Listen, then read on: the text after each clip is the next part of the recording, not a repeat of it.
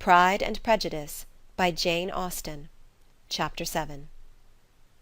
Mr. Bennet's property consisted almost entirely in an estate of 2,000 a year, which, unfortunately for his daughters, was entailed, in default of heirs male, on a distant relation, and their mother's fortune, though ample for her situation in life, could but ill supply the deficiency of his. Her father had been an attorney in Meryton, and had left her £4,000. She had a sister married to a Mr. Phillips, who had been a clerk to their father and succeeded him in the business, and a brother settled in London in a respectable line of trade. The village of Longbourn was only 1 mile from Meryton, a most convenient distance for the young ladies, who were usually tempted thither 3 or 4 times a week, to pay their duty to their aunt, and to a milliner's shop just over the way. The 2 youngest of the family, Catherine and Lydia, were particularly frequent in these attentions. Their minds were more vacant than their sisters', and when nothing better offered, a walk to Meryton was necessary to amuse their morning hours and furnish conversation for the evening, and however bare of news the country in general might be, they always contrived to learn some from their aunt. At present, indeed, they were well supplied both with news and happiness by the recent arrival of a militia regiment in the neighbourhood. It was to remain the whole winter, and Meryton was the headquarters. Their visits to Mrs. Phillips were now productive of the most interesting intelligence. Every day added something to their knowledge of the officers' names and connections. Their lodgings were not long a secret, and at length they began to know the officers themselves. Mr. Phillips visited them all, and this opened to his nieces a store of felicity unknown before. They could talk of nothing but officers, and Mr. Bingley's large fortune, the mention of which gave animation to their mother, was worthless in their eyes when opposed to the regimentals of an ensign. After listening one morning to their effusions on this subject, Mr. Bennet coolly observed, "From all that I can collect by your manner of talking, you must be 2 of the silliest girls in the country. I have suspected it some time, but I am now convinced." Catherine was disconcerted, and made no answer, but Lydia, with perfect indifference, continued to express her admiration of Captain Carter, and her hope of seeing him in the course of the day, as he was going the next morning to London. "I am astonished, my dear," said Mrs. Bennet, "that you should be so ready to think your own children silly. If I wish to think slightingly of anybody's children, it should not be of my own, however." "If my children are silly, I must hope to be always sensible of it." "Yes, but as it happens, they are all of them very clever." "That is the only point, I flatter myself, on which we do not agree. I had hoped that our sentiments coincided in every particular, but I must so far differ from you as to think our 2 youngest daughters uncommonly foolish." "My dear Mr. Bennet, you must not expect such girls to have the sense of their father and mother. When they get to our age, I dare say they will not think about officers any more than we do. I remember the time when I liked a red coat myself very well, and indeed so I do still at my heart, and if a smart young colonel, with 5,000 or 6,000 a year, should want one of my girls, I shall not say nay to him. And I thought Colonel Forster looked very becoming the other night at Sir William's, in his regimentals." "Mamma," cried Lydia, "my aunt says that Colonel Forster and Captain Carter do not go so often to Miss Watson's as they did when they first came. She sees them now very often standing in Clark's library." Mrs. Bennet was prevented replying by the entrance of the footman with a note for Miss Bennet. It came from Netherfield, and the servant waited for an answer. Mrs. Bennet's eyes sparkled with pleasure, and she was eagerly calling out while her daughter read. "Well, Jane, who is it from? What is it about? What does he say? Well, Jane, make haste and tell us. Make haste, my love."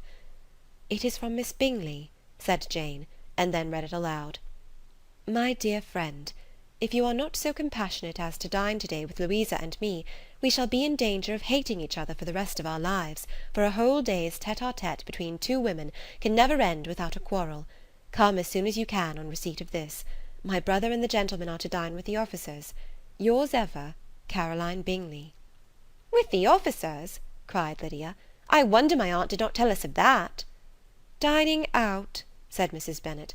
"That is very unlucky." "Can I have the carriage?"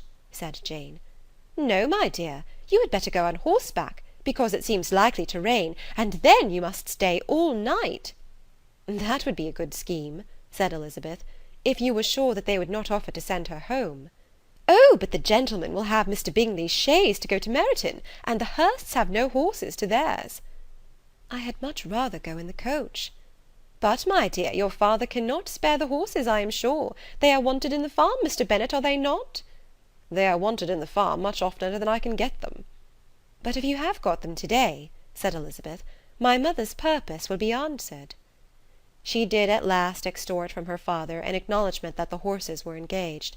Jane was therefore obliged to go on horseback, and her mother attended her to the door with many cheerful prognostics of a bad day. Her hopes were answered. Jane had not been gone long before it rained hard. Her sisters were uneasy for her, but her mother was delighted. The rain continued the whole evening without intermission. Jane certainly could not come back. "This was a lucky idea of mine indeed," said Mrs. Bennet more than once, as if the credit of making it rain were all her own. Till the next morning, however, she was not aware of all the felicity of her contrivance. Breakfast was scarcely over when a servant from Netherfield brought the following note for Elizabeth. "My dearest Lizzie, I find myself very unwell this morning, which I suppose is to be imputed to my getting wet through yesterday. My kind friends will not hear of my returning till I am better. They insist also on my seeing Mr. Jones. Therefore do not be alarmed if you should hear of his having been to see me, and excepting a sore throat and headache, there is not much the matter with me. Yours, etc." "Well, my dear," said Mr. Bennet, when Elizabeth had read the note aloud, "if your daughter should have a dangerous fit of illness, if she should die, it would be a comfort to know that it was all in pursuit of Mr. Bingley, and under your orders." "Oh, I am not afraid of her dying. People do not die of little trifling colds. She will be taken good care of.